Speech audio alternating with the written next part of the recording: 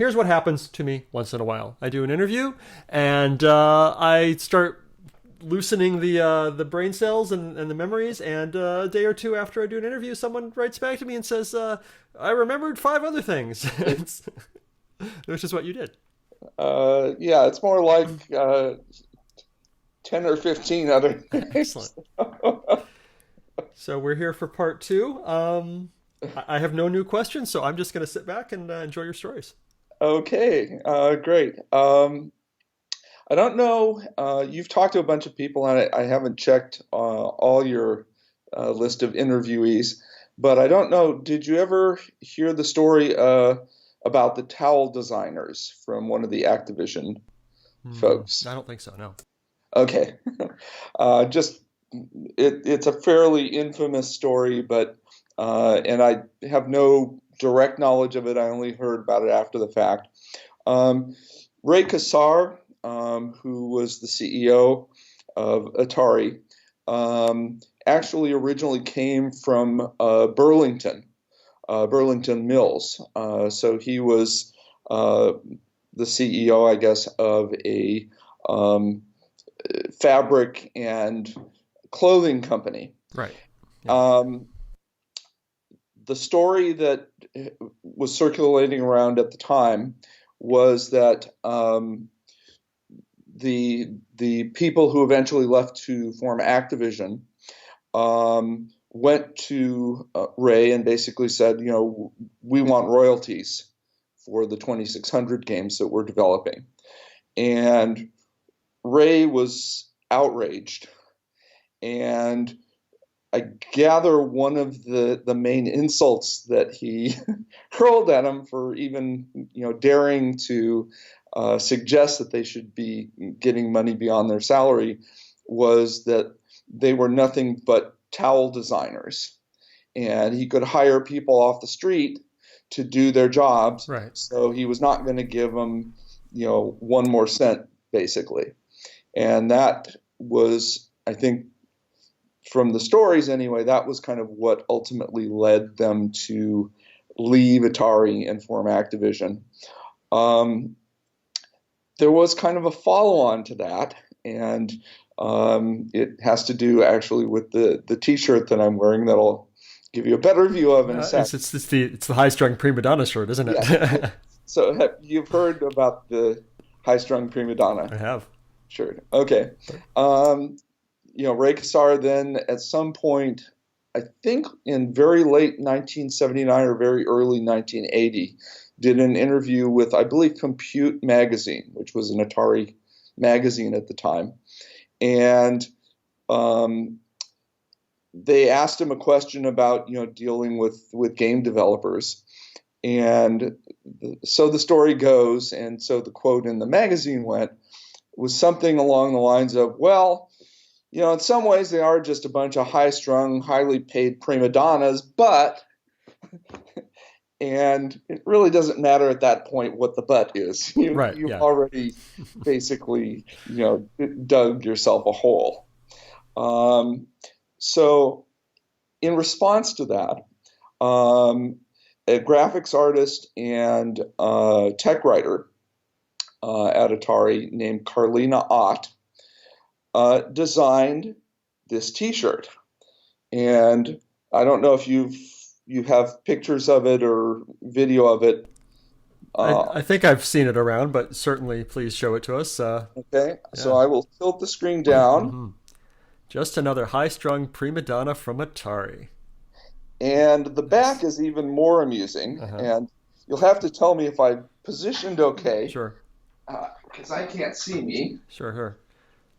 Oh yeah, we can see it. It's got a Viking singing on it with is it a Viking woman? Yeah, it's a Yeah. Viking woman singing, and the staff that she's holding has an Atari logo at the top. Nice.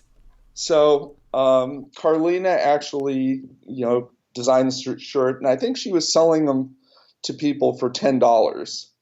Um, so at the time it was a good price. Everyone I knew bought one, um, and that was kind of the end of the story until a number of years later. Um, It was actually in 1988, 4 years after the Atari layoffs that hit me. Mm-hmm. And I was hired by Apple Computer. And one of the things when you got hired as an employee at Apple is your first Monday there, you had to go to an orientation session, which was, half the day at least. And it was all new employees and contractors who were starting that week at Apple.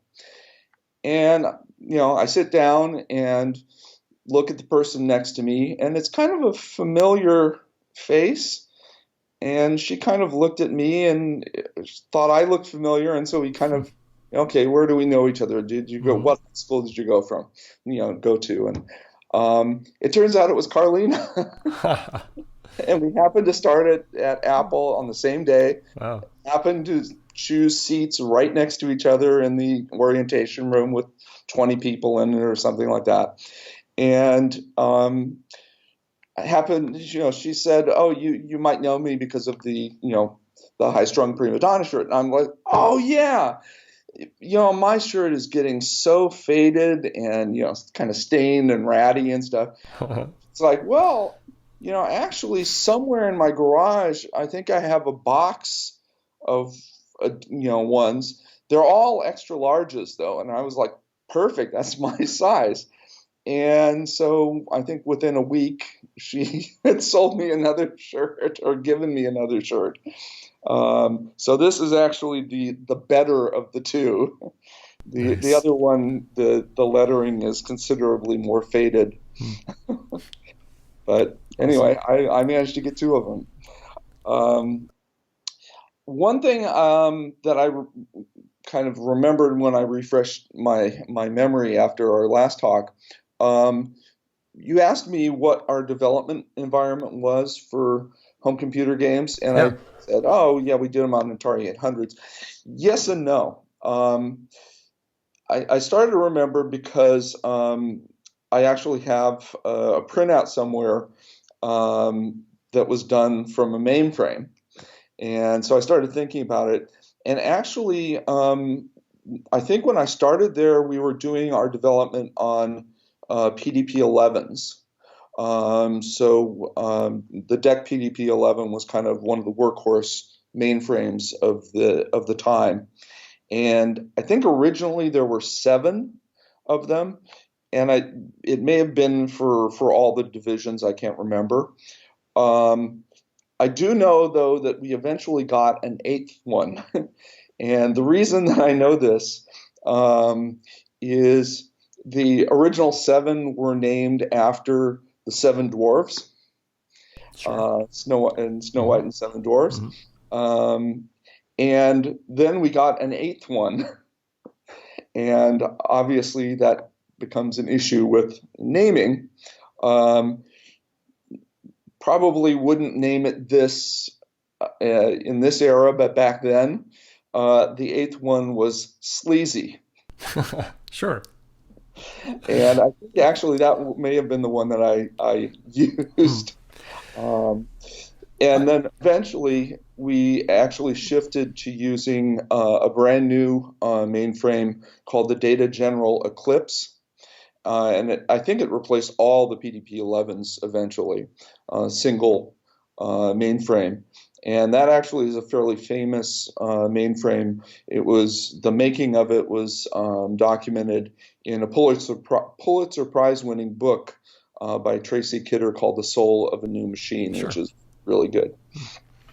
The reason I asked you about the development system is in the last few months, really, a couple of internal developers' tools have become known to the Atari community that were used at Atari but really weren't known about at all. But they were for developing on the Atari system itself, not mainframe stuff. So yeah, because I'm pretty sure that we basically typed in the source code on the mainframe, through a terminal, and then there was a cross compiler on the mainframe that actually compiled it for the 800, and then I don't remember how, but somehow we downloaded it to the 800 and then ran it with Dunyan's debugging tool. Um, Another story that I remembered after talking to you. Um, do you know the story of the infamous Lucasfilm visit? I don't think so. Okay, that is certainly an interesting one. Um, we actually had, this was after the Atari Games division got recombined. We actually had a visit scheduled from the Lucasfilm Games people. And I'm not exactly sure how many people or exactly who was there. I remember most of the people, but there may have been one or two others. David Fox, David Levine. There was a guy named Robert Poor, Poor.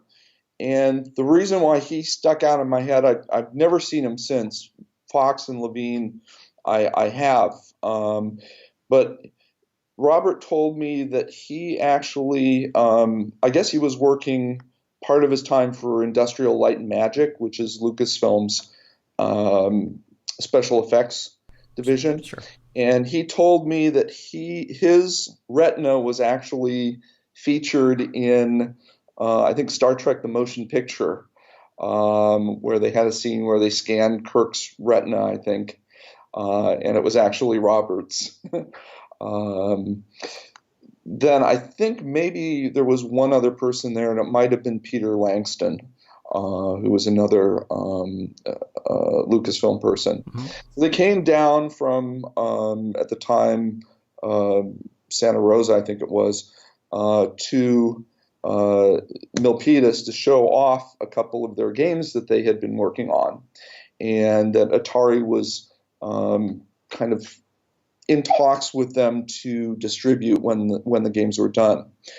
And the two games that they showed off were the 400-800 Ball Blazer and another game which had the working title Behind Jaggy Lines. Mm-hmm. And Ball Blazer, I think, was pretty well completed. Behind Jaggy Lines, I'm not sure if it was quite done yet. But they wanted to show them off and get our opinion on them. This led to kind of an unfortunate episode. Mm-hmm. Not something that I think any of us were, at least I wasn't very proud of. They brought them on floppy disks, and I think they had maybe 2 copies of each or something like that, and handed them around for people to try out. And then they were talking to us in the common area while people were playing in their offices. And as you might imagine, people loved the games. We all did. And at least one person made copies of them and started handing them around Atari. And as things are wont to happen, they went home. They had friends who liked Atari. They showed the game off to friends. The friends wanted copies. They handed copies around. And so there were just tons and tons of copies that got distributed of both Ball Blazer and Behind Jaggy Lines. Yeah. And that pretty much, I think, shot down the opportunity for Atari to actually distribute the games. At that point, Lucasfilm ended up going to a company called Epyx, and Epyx was the one who finally distributed both games. Yeah. Now, Behind Jaggy Lines, they added quite a bit to it. So the game that got pirated was not. It wasn't the complete game. It wasn't, I think there were still some bugs in it and things like that. So, there was a real good reason to buy Rescue on Fractalus. I don't know so much about Ball Blazer. I recall it being fairly complete at the time. I still have all my discs from when I was a kid, and I was a big Dirty Pirate, and I still have a disc that says Behind Jaggy Lines on it. It found its way to me. And Yep. also Ball Blaster, which I think they renamed the game to Ball Blazer. I think it was Ball Blaster. The pirated version was Ball Blaster. Yep. But I don't remember there being a huge number of changes. Yeah, I think it was pretty much the same. Yeah. I was trying to actually remember who was the graphics artist on Superman 3. And fortunately, about 15 years ago, I wrote down a bunch of stuff because my memory was starting to fade. And in reviewing it, those documents, I realized that it was actually Gary Winnick who was the artist on Superman 3. And Gary and I were really close at the time. And he one day swore me to secrecy and then showed me some artwork that he was working on. And it was actually graphics for Behind Jaggy Lines that he had developed as kind of a resume for Lucasfilm. Mm-hmm. And Lucasfilm did hire him away. So kind of shortly after Superman 3 was put on hold, Gary ended up leaving and actually getting credit, real credit, for Rescue on Fractalus, because Lucasfilm was much more free about saying who worked on games. Sure. In fact, not only were the names of the people who worked on the games in the program booklet, but for Rescue on Fractalus, they actually had images of them dressed in orange jumpsuits, I think, with dirt and grease smeared on their faces. So there's actually an image of all the people who worked on Rescue on Fractalus in the program booklet. Another interesting thing about Superman 3 is the title screen music. If you listen to it, I don't know how many people actually have, it sounds kind of familiar, but you can't really place where you heard it before. Mm-hmm. And there's a reason for that. There are actually copyright laws that come into place if you use music that you didn't write. Sure. There was a very, very notorious case where Men at Work were actually sued for the song Down Under, which had a little snippet, a little flute part, which was from a traditional Australian song called Kookaburra. And decades after the Men at Work released their song, they got sued because of that little tiny flute part that was in there. And the copyright holder of Kookaburra actually won and got a significant amount of damages. So Brad Fuller, who worked on the music for Superman 3, actually knew about the issues, the copyright issues involved. And so the theme music for Superman 3 starts out as the Superman theme, and then kind of a couple of bars into it, it switches over to the theme music for Star Trek: The Motion Picture. So if you listen to it, you can actually hear, oh, that's Superman, and then it switches over. Huh. Star Trek: The Motion, but it's not enough of either one to run afoul of the copyright. Huh.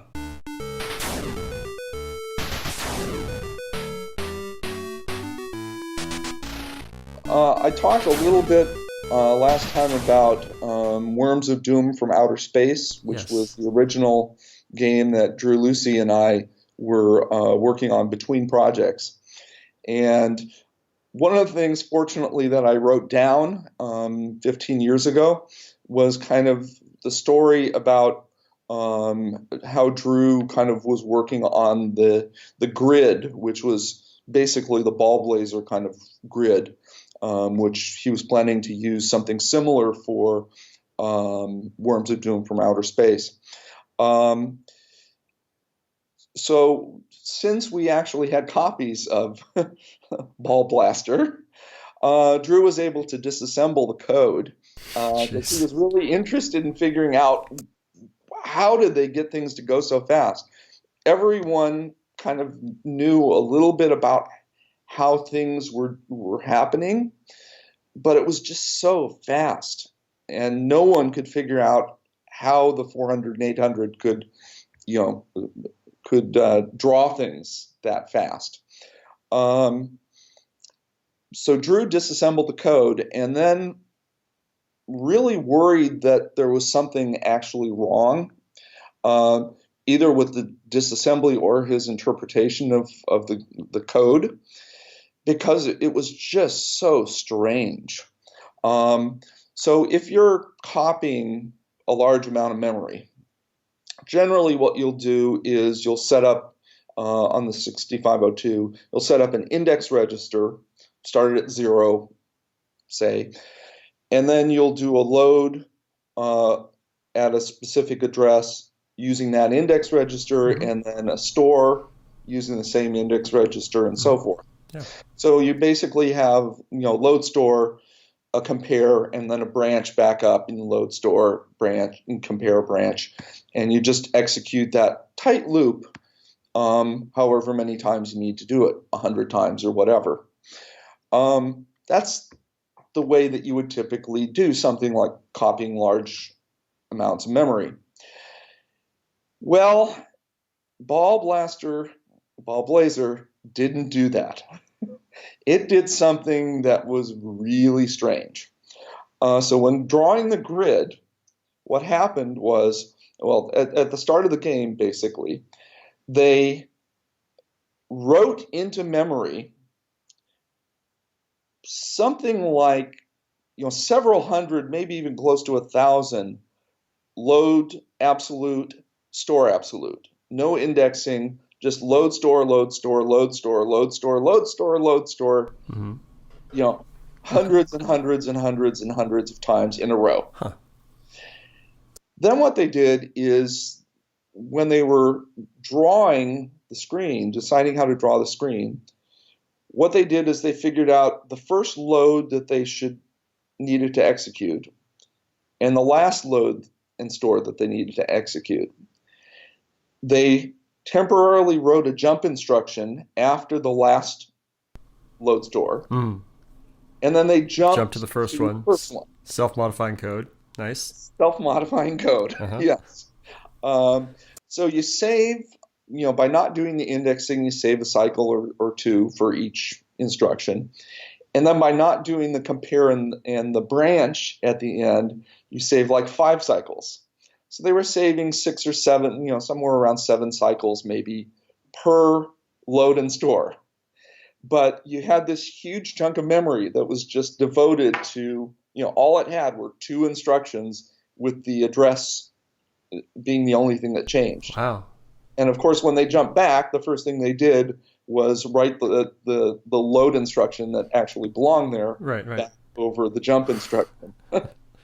So they always, taught us, super clever science classes, don't do self-modifying code. Ball Blazer did. Nice. And it worked fantastically. Yeah, it did. Drew actually wanted to get his grid to look different than the Ball Blazer grid. And so, once he figured out what they were doing, he was like, okay, I want mine to be, narrower, a little bit wider or something. So people don't think that it's an exact duplicate. Don't say, oh, that's just Ball Blazer's grid. So he actually experimented with different, widths, different forced perspective views to try and get something that looked similar but was not absolutely identical. And he discovered something very interesting, namely that actually is the only grid spacing that actually works, that actually gives you very smooth lines that have no jaggies. And so basically you could use that particular grid with that particular perspective, or you could actually do a multiple of it. So it could be 2 times as wide or 3 times as wide or whatever. But you're basically stuck with that particular grid. And there's no way to get around it. There's no, better way of doing it. And he actually kind of was amused at the fact that, someone at Lucasfilm had gone through the exact same process he did, and probably came to the exact same conclusion, a year earlier or so. Sure. So I don't know if we talked about I don't think we talked about the digitized speech in ET Phone Home. I asked you a little bit about it, if you worked on it, and you said that you didn't, but you inserted it. Someone else did it, and you wrote the code. Yeah, Put the code in the game. I thought I'd give you a little bit of background on it because it's kind of interesting, I think. The There actually, ET Phone Home wasn't the first Atari 400 game that actually had digitized speech. Would that have been Berserk? No, the 400 800 didn't have any speech. Berserk didn't have any speech in it, I think. The arcade game did. Okay. But the first one actually for 400 800, and I think the only one at the time that ET Phone Home was released, was called Dung Beetles. And it was written by a company called Datasoft. Okay. And when you lost the game, there was kind of a very quick 1 second, "we gotcha." Heavily distorted, of course. And I think they may have completely blanked out the screen when that was played. And there's a reason for that. Typically, the Atari computers had actually a fairly good musical capability. You could basically specify a note and it would play a note, and there's 4-channel sound. Right. So you could have music playing and then have explosions or shots being fired or whatever over that, and you could have 4 different things going on at the same time. Sure. There's also one very obscure sound mode, and I'll tell it to you, and it's kind of so weird that you'll go, huh. With the Atari 400 and 800 computers, you actually have direct control of the speaker cone if you want. You basically have a binary. The speaker cone is out. The speaker cone is in. That's like how the Apple II works. That's all you've got. You can click it and you can send a pulse, and that's all you can do. Yeah. The Atari is slightly better than the Apple in this respect. I think Dung Beetles for the Apple II actually didn't have any digitized sound in it. But with the Atari, you can actually really control things very well because you could turn off the display, and if you actually displayed no graphics at all, like Dung Beetles did, you actually have a fairly regular. You could do things on a fairly regular basis. For example, if you move the speaker cone in and out 1,000 times a second, you get 1,000 hertz tone. The problem comes in that anytime you do any kind of graphics at all, the processor actually steals cycles for the graphics processor. Right. I think the Antec took about 20% away from the 6502. Right. And it's not at irregular intervals. So you could lose a 100th of a second here. Well, probably not a 100th of a second, but a 500th of a second or something like that. And then you would get a little bit of time to do it, and then cycles would be stolen again, and so you can't get a nice regular repeatable evenly spaced 1,000 hertz tone. Brad Fuller was the one who actually did the digitized sound, I think with Greg Reicher's help. And they digitized a couple of seconds of audio from the movie, I think from a tape of the movie, and generated this huge long list of speaker cone positions. I think we saved them, since it was binary, I think we saved it 8 bits. Each bit in a byte was a speaker cone position, and figured out a reasonable frequency to get the sound to be recognizable. But then we had the problem of, do we want to completely blank the screen? What we ended up doing was turning off the playfield completely. So if you look at the screen, it's completely black background. And that's because anytime, if we were doing display list things and actually drawing even black characters, it would be stealing cycles at kind of random times. We did figure out that we could use a couple of player missiles on the screen, which you can do even when the playfield is completely turned off. And that actually didn't add that much more distortion. So it was still pretty recognizable, but you at least had something on the screen. So, the screen didn't have to be completely black at the time. You could have E.T. with his, red heart, and still be able to recognize what was being said. I remembered something else about what happened in the aftermath of E.T. Phone Home. As a reward for completing the game, the project team was actually treated to a meal with Ray Kassar and some other executives in the executive dining room, which a lot of people didn't even realize was there. I certainly didn't realize until I was invited. The idea basically was someone decided that you didn't want to have conversations in restaurants that could be overheard by someone. So we really need to have a private thing where we can discuss deals, have people fly in, discuss a deal, like Spielberg probably, and, not have people go, oh my God, we saw, Atari meeting with Spielberg or whatever. So they had this really fancy dining room, and it was actually right above the Atari game room on Brigus in the same headquarters building. And it was very strange because it was like one of the fanciest restaurants that you've ever been to, even though it was only seated, probably 20 people around a U-shaped table, I think. Yeah. They actually printed up a daily menu with the date at the top. Here are your choices in the executive dining room on this day, and the choices are going to be different tomorrow. Wow. And they, I think they even had a wine list. So it was a very surreal experience because no one that I knew of even knew that dining room was there. But it was, just kind of almost a world-class. So you got to eat there one time. I got to eat there exactly one time. Wow. I was there.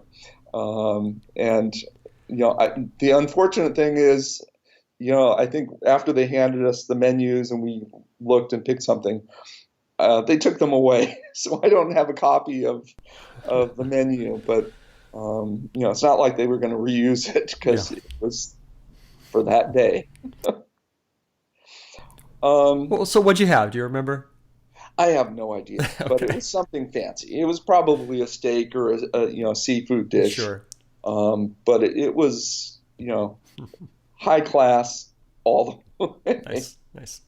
And, the only chance I ever had to eat there. There are a bunch of really kind of interesting characters at Atari. People who came from different backgrounds and just were kind of like, people I want to recognize and kind of give you a little bit on their background as far as I know it, just to kind of give you a little more flavor for the place. I mentioned Paul Donahue, who was the third programmer on Superman 3. I didn't remember this now, but fortunately, I wrote it down 15 years ago. He actually came to Atari from Northrop, which is primarily a military aircraft, or was primarily a military aircraft company. And I'd also forgotten this. After working on Superman 3, he actually did a version of Breakout for the 2600 MindLink headband. Yeah. And I think he also may have done a little bit of early work on the 400, 800 Major Havoc just for, a month or so. And then at that point, I believe he left the company. When we moved to Plumeria Drive, so this is the third building that I worked in, one large room at that location was actually devoted to an Atari library. And I can't remember whether that library had been located somewhere else and had just moved there. I suspect it probably did, but it could have been actually started there. But the library had like subscriptions to every Atari-related magazine that you could think of. Proceedings of the IEEE, graphics, special interest group, copies of most 2600 and Atari games, both ones that we did and also third-party games, so you could get a flavor for what else was out there, all sorts of things like that. And the librarian actually really was a character. Her name was Madeline Sexton. And she was this really pretty short Italian woman. Oh, I just remembered something too. She was actually Italian originally, even though she got married and her name changed. She had a great sense of humor, and there was actually a reason for that. Her maiden name was Piscopo. Okay.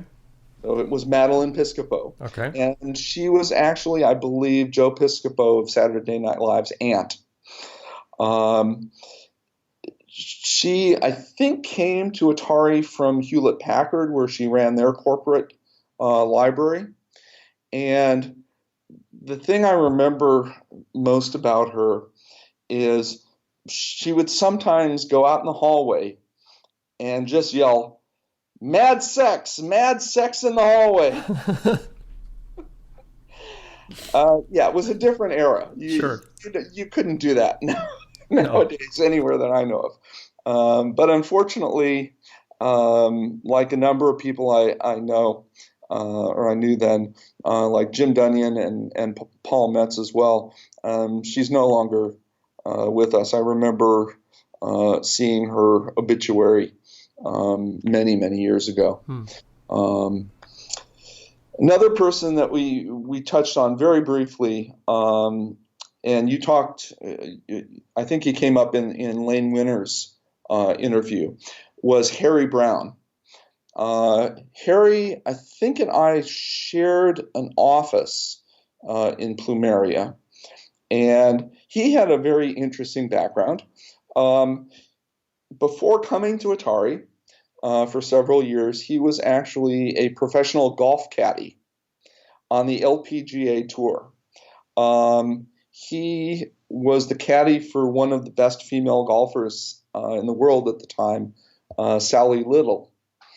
And he, I guess, at one point in time, because he was traveling around so much, actually bought a custom van with a huge bed or mattress in the back and a very heavy duty battery. And he either bought an Atari 800 or it may, I kind of have it in my head, it was a Commodore 64, and basically taught himself to program from the back of his van during his spare time. And we ended up hiring him, and he actually continued to live out of that van in the parking lot at both the Augustine and Plumeria buildings. He would take showers in the buildings because they had showers for people who jogged or used the exercise room, and pretty much unless he was going out and getting a meal or doing his laundry at a laundromat, from the time he started at Atari to the time he left Atari, his van was always in the parking lot. There was another person that I mentioned, the person who started the 400-800 Cloak and Dagger, Hal Cannon. And I remembered, I have no idea if this is true. I'm relying totally on what Hal told me. Hal said that at some time before he came to Atari, and it may have been right before, he had been a bartender at the Playboy Mansion. So that was his job. And apparently they liked him so much that he said, oh yeah, when they ever have a pajama party now, they still invite me back to help 10 bar. So just one of those characters. A couple of stories about Cloak and Dagger, and we're getting towards the end here, but I wrote in my notes from 15 years ago that, and I'd completely forgotten about this, I'd actually had some ideas about actually putting an Easter egg into the 400-800 ET phone home. And the idea would be that if you plugged in all 4 joysticks, even though I think you could only, it was a 2-player game alternating, but if you plugged in all 4 joysticks, you pressed all 4 fire buttons, and then you also managed to press 2 keys on the keyboard, it would actually put up our initials in player missiles on the spacecraft screen at the end of the game. I figured, who knows whether, they'll be mad at us or not, but, the odds of someone accomplishing all of those things probably extremely low. However, right about this time, Atari got a new CEO, and his name was Jim Morgan, and he originally came from the Philip Morris Tobacco Company. Yeah. And one of the things, and since people had been putting Easter eggs into things periodically, he wanted to make it very clear when he came in. He told absolutely everyone in group meetings, putting in Easter eggs is completely unprofessional, and anyone who does it will be fired. And so at that point, it was like, okay, well, ET Phone Home can't have, even if it's really obscure and no one would ever stumble across it accidentally, it's too the punishment is too severe. Too severe, yeah. Yeah, we just don't want to do it. I just didn't want to do it. The favorite Easter egg that I've heard about doing these interviews, I can't remember what program it was right now, but you didn't have to do anything at all except let it go into attract mode, and the title screen had just the way the colors were set up. When it went into attract mode, you could see the guy's initials. That's subtle. Yeah, it was super subtle, and you didn't. Yeah, nothing was hidden about it at all. It was right there. It's just. Yeah, I think that was Yara's Revenge, maybe. It might have been. I don't remember right now. Yeah, I kind of have it in my head. It might be Yara's Revenge. So I wanted to tell a little bit. I mentioned it in my last email. I actually have 2 Atari coin-op games. And I wanted to tell a little bit about what they are and how I acquired them. Because both of them I got in kind of unusual, but very Atari ways. I'll go with the second one I think that I got first, which was I actually have a Gravatar. And Gravatar, for those people who don't know the game, it's kind of an obscure one for good reason, was kind of a lunar lander in the round, if you will. There's a planet in the center of the screen, and you come in as a spacecraft, like in Lunar Lander, and the idea was you had to destroy all of the gun batteries that are situated around the planetoid.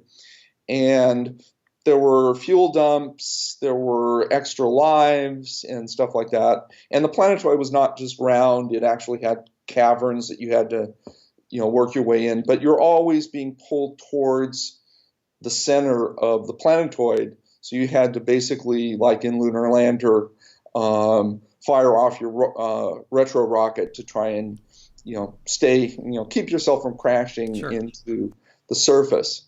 The story that I heard was that, Atari would play test these coin-op games in certain very popular arcades. One of them was in Sunnyvale, I believe, and there was another one. I think it may have been in Ohio, or some state in the Midwest, Michigan, and what they would do literally is kind of measure the coins in the machine. Sure.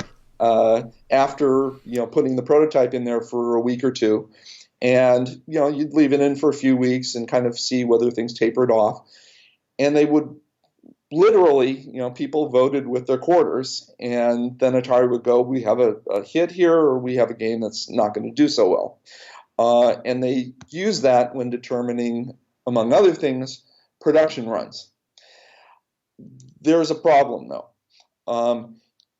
Were the coins put in by a couple of people who are just like, this is a really challenging game and I want to play it, and everyone else puts in one quarter and says, this is way too hard, I'm never going to play it again? Or were they put in by 100 different people, all of which who put in 5 quarters each? Sure, yeah. So it wasn't a perfect measuring thing. And Gravatar was actually, I think, one of the exceptions that showed that this was not a good way of deciding production runs. Atari checked the quarters. Gravatar did really well. They said, we got a hit. They made a lot of them. And then as they started to put it out into different arcades, people said, oh, this is way too hard. I'm not going to play that ever again. Mm-hmm. And Atari ended up being stuck with several hundred, I think, Gravatar coin-op games, still shrink-wrapped with cardboard wrapped around them, absolutely pristine, owner's manual, keys, all, shrink-wrapped together.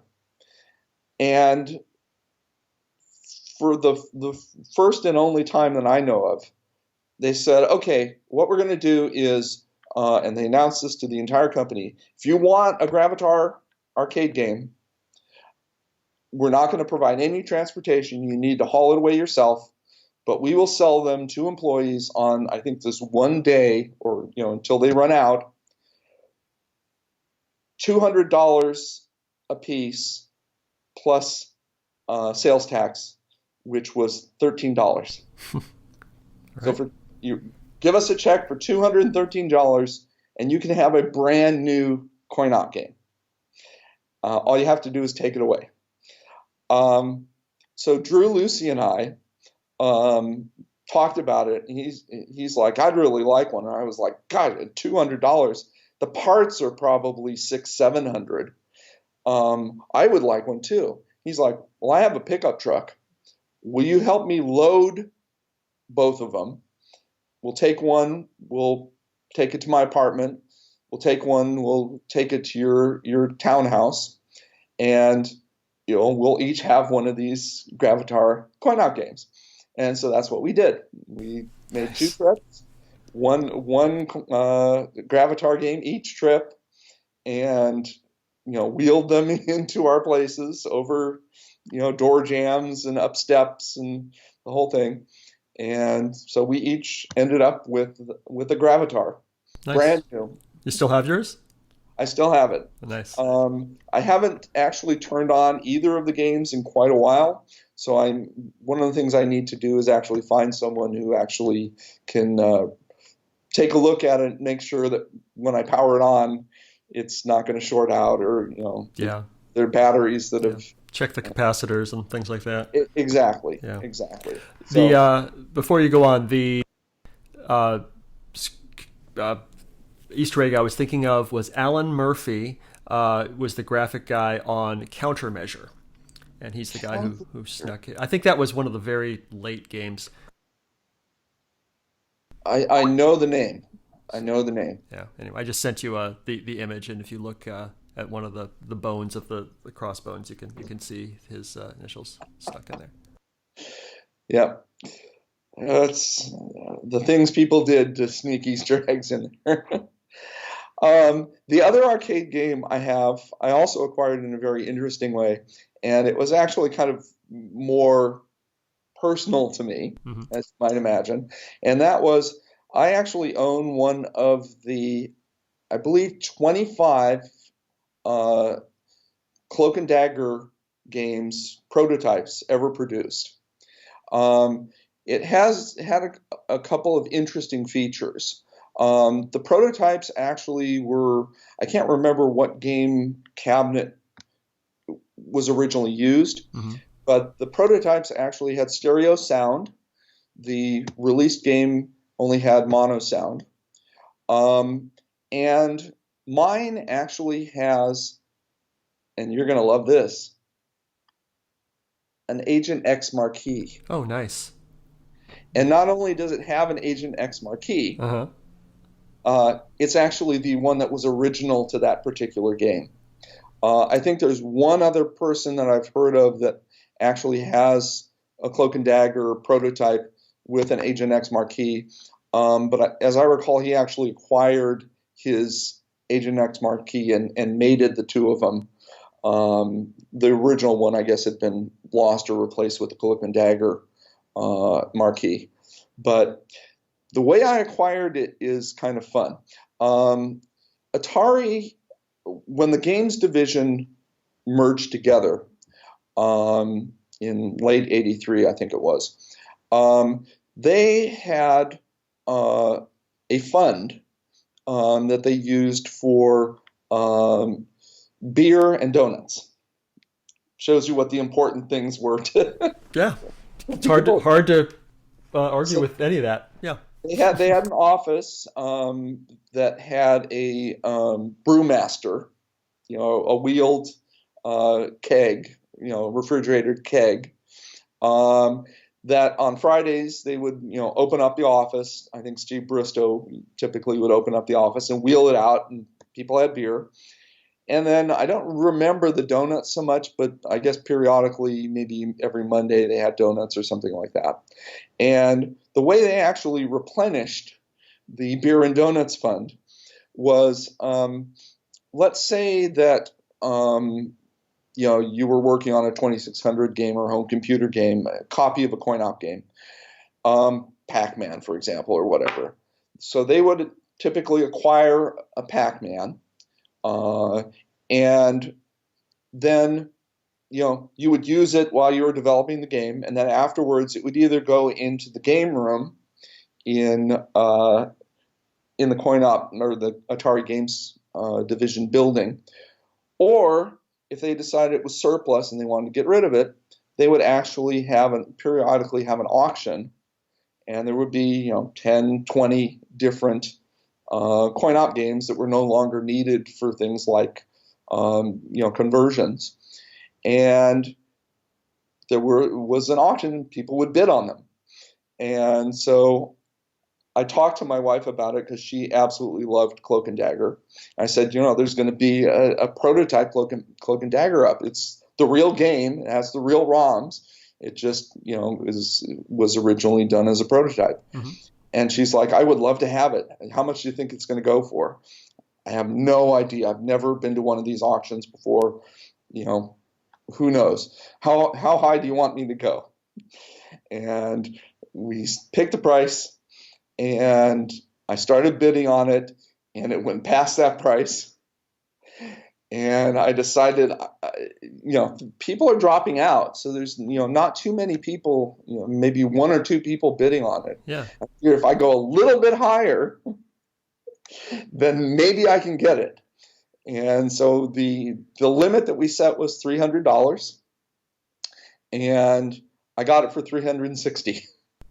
And I was really frightened to tell my wife. I went over. She was like, "You got it? That's great."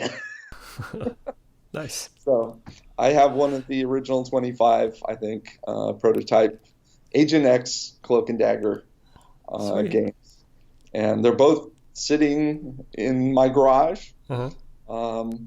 It's the third garage they've been in, but fortunately, California weather is such that Sure. it's And not. what's the address of this garage? I'm not telling. Oh, Although the last one of the last times I opened up the garage a couple of weekends ago, someone was walking his dog past, and said, "Those games, you have a couple of games." And I'm like, "Yeah." He's like, "Wow, that's cool." I was like, "Yeah, I worked at Atari and got him." Wow, that's great. So I don't know, open my garage very often.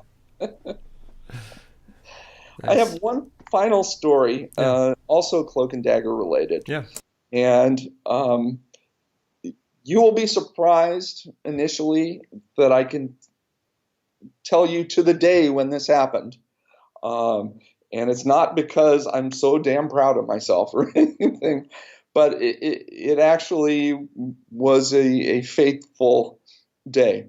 Um, I believe that I finished all 65 levels of Cloak and Dagger maybe twice in my life. Um, and the first time I finished it, I know exactly what day it happened. I know exactly what I was doing when it happened. The date was actually April 24th, 1984. So a couple months, I think, before the layoff. Hmm.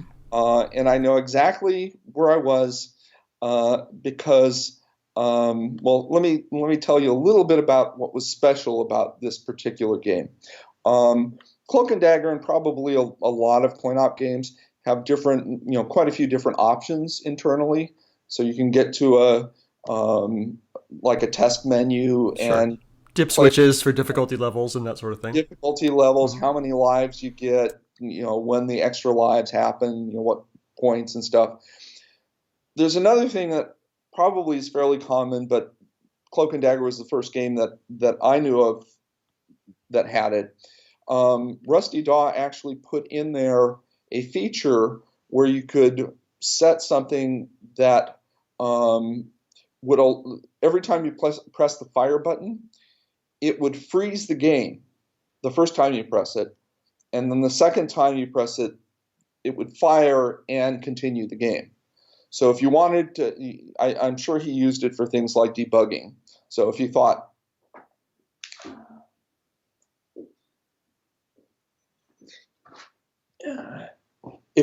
something was looking weird, he could actually press the fire button, freeze the screen, and then look around and make sure that everything was the way it was supposed to be. And then you just press it again, and the game is off and running. So you kind of had to uh, double fire. Otherwise, the game was just incredibly slow. um, so there were two of us playing, and it was either Drew Lucy and I or Jeff Milhorn and I who I think all three of us shared an office at the time. It was a three-person office. And the two of us, I think it was probably Jeff and I, were playing the game with that particular fire button thing. And we were, I think, both doing pretty well. And all of a sudden, there was a magnitude 6.1 earthquake centered in, I believe, the mountains near Milpitas in San Jose. Hmm. And fortunately, pressed the fire button once, the game froze. We're trying to decide what to do. I actually knew what not to do, and we ended up doing exactly what you're not supposed to do. Usually, you're supposed to get in a doorway and ride it out. For some reason, both of us decided to get out of the building.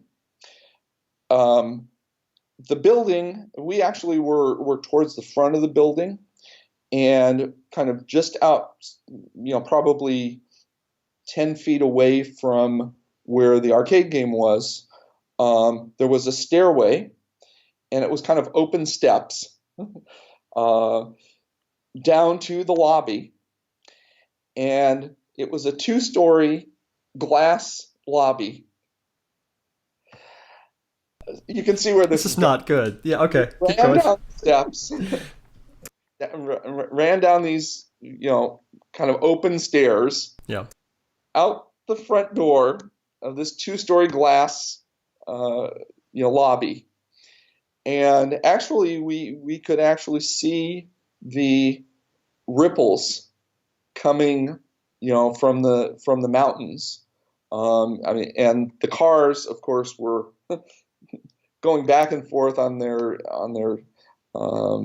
shocks, and it was very dramatic, a very dramatic thing. And in not too long after that, it stopped, and we kind of went, "Wow, that was something." We went back inside and realized, of course, the building hadn't lost power. The game was still there, paused, Uh-huh. and there was nothing really to do, so we kept playing the game. And that was the first time that I ever finished all 65 levels of Cloak and Dagger. Wow. It was interrupted by an earthquake, and obviously, if that feature hadn't been enabled, Hmm. which it still was, so that I could actually, observe things in the game, we would have walked away and obviously lost all our lives. And by the time we came back in, it would be back in attack mode. But fortunately, that didn't happen. Wow. It's like playing expert mode. Yeah. So that Nice. is what I got. Excellent. That was great. I love the stories. Thank you. You're welcome.